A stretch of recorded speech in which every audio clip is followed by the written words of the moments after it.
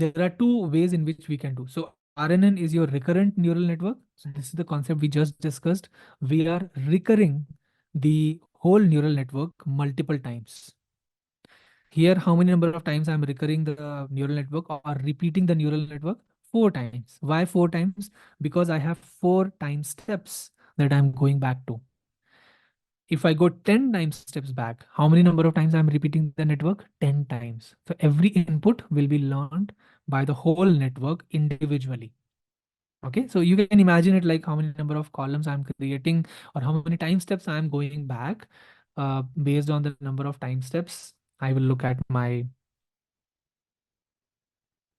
recurrence. I will look at like how many number of times I have to do back propagation. Okay, now over here,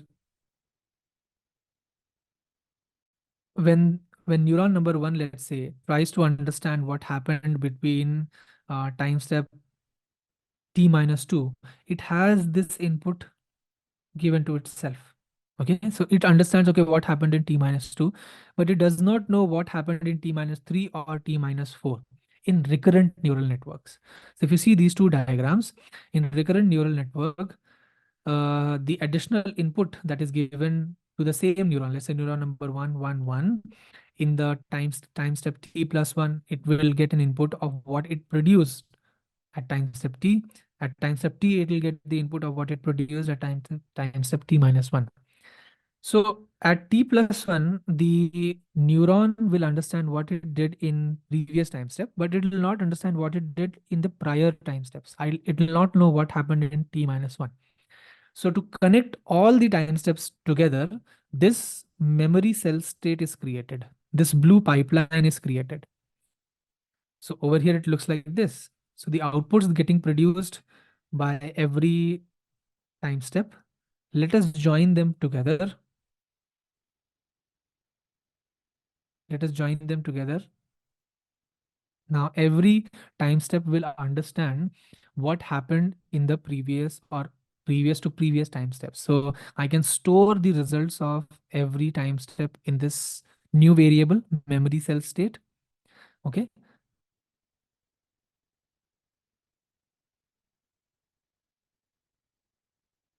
This will allow me to remember what happened in all the time steps. So every time step will understand the information or the results produced in the previous time steps.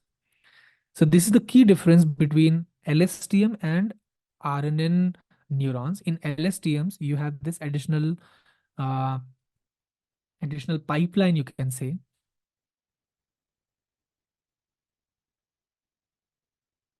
And this pipeline helps us to remember what was the result in every time step that is present. Okay. Now this makes the learning of long-term dependencies even better, because now I can see what the first input produced, what the second input produced, third input, and the fourth input produced as a result. Okay, so utilizing all of that and then doing the prediction for the target variable makes it more accurate. So what I was talking about is like this pipeline, this blue pipeline is nothing but the memory pipeline that allows every neuron to know what it produced in the previous timestamps while learning it. Okay. So when you prep the data for LSTM kind of use cases or RNN kind of use cases, then essentially you first of all understand what is the number of time steps I have to look back. Okay. Do I need to look back 5 time steps, 10 time steps, 20 time steps? It totally depends upon the applications that you are trying to achieve.